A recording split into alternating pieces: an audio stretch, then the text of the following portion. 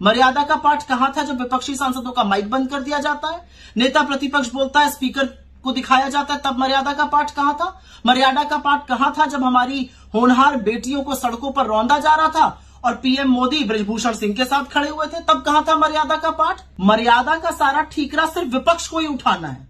मणिपुर को न्याय दो के नारों से गूंजता रहा, लेकिन संसद टीवी ने एक बार भी नारों के पीछे के जो चेहरे थे उनको नहीं दिखाया, एक बार भी विपक्ष को नहीं दिखाया। अहंकारी सत्ताधीशों को नकेल कसकर रखी जाए, उनको जवाबदेह बनाया जाए। मर्यादा सच बोलने में है, मर्यादा झूठ का पर्दाफाश करने में है। 10 साल से तानाशाही करते करते आप ये भूल गए कि अब सदन की तस्वीर और सदन की तासीर बदल चुकी है। मर्यादा का पाठ पढ़ाने से पहले अपने गिरेबान में 10 बार झांक कर देखिए।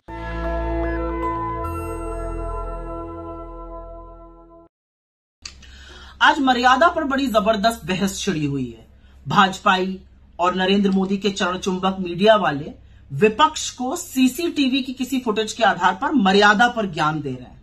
कहां से आता है इतना पाखंड और कहां से समझ में आता है इतना दोषारोपण? मुझे एक बात बताइए, और सिर्फ विपक्ष पर ही मर्यादा का ठीकरा फोड़ना है, सत्ता पक्ष की कोई भूमिका नहीं है। मर्यादा का पाठ कहां था जब 146 सांसदों को एक ही सत्र में एक साथ निलंबित कर दिया जाता है? मर्यादा का पाठ कहां था जब विपक्षी सांसदों का माइक बंद कर दिया जाता है, नेता प्रतिपक्ष बोलता है, स्पीकर को दिखाया जाता है, तब मर्यादा का पाठ कहां था? मर्यादा का पाठ कहां था जब हमारी होनहार बेटियों को सड़कों पर रौंदा जा रहा था और पीएम मोदी बृजभूषण सिंह के साथ खड़े हुए थे, तब कहां था मर्यादा का पाठ? तो मर्यादा का ठीकरा विपक्ष पर फोड़ना बंद कर दीजिए। मर्यादा तो तब पूछी जानी चाहिए थी जब 2 घंटे 14 मिनट की स्पीच में सदन मणिपुर को न्याय दो के नारों से गूंजता रहा, लेकिन संसद टीवी ने एक बार भी नारों के पीछे के जो चेहरे थे उनको नहीं दिखाया, एक बार भी विपक्ष को नहीं दिखाया। तब सवाल नहीं पूछा गया आप लोगों से। जनादेश का पालन करना मर्यादा है, और जनादेश ये है कि अहंकारी सत्ताधीशों को नकेल कसकर रखी जाए, उनको जवाबदेह बनाया जाए। मर्यादा सच बोलने में है, मर्यादा झूठ का पर्दाफाश करने में है, मर्यादा अन्याय के खिलाफ डटकर खड़े होकर न्याय की लड़ाई लड़ने में है, जो विपक्ष कर रहा है, जो राहुल गांधी कर रहा है, जो कांग्रेस पार्टी कर रही है। असलियत तो यह है कि मणिपुर 1 साल 3 महीने से जल रहा है। असलियत यह भी है कि मणिपुर में जो विवाद है वो 2 समुदायों के बीच में है।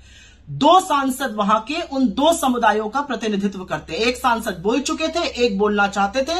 यही विपक्ष की समूची मांग थी और समूचा विपक्ष उन सांसद के साथ खड़ा था और बिल्कुल वेल में आकर नारेबाजी की जा रही थी, मणिपुर को न्याय दो, क्योंकि यही लोकतंत्र है and disruption is a form of democracy. ये आपके नेता अरुण जेटली ने कहा है, जिनको आप भूल चुके हैं, पर हम नहीं भूले हैं।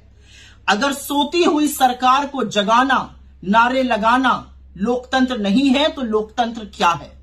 और इसीलिए बड़े दुख के साथ यह कहना पड़ता है कि मणिपुर को उसके हाल पर छोड़ देना, मणिपुर एक बार ना जाना, मणिपुर की समस्या का समाधान न ढूंढना, जो सरकार अपना विश्वास खो चुकी है मणिपुर पे उसको बरकरार रखना, यह मर्यादा का उल्लंघन है। और अगर लोकतंत्र को बचाने के लिए, विपक्ष की भूमिका निभाने के लिए हमें बार बार नारे लगाने पड़े, बार बार वेल में आना पड़ा, बार बार मणिपुर को न्याय दो कहना पड़ा, तो हम कहेंगे, क्योंकि यही लोकतंत्र है और यही मर्यादा है।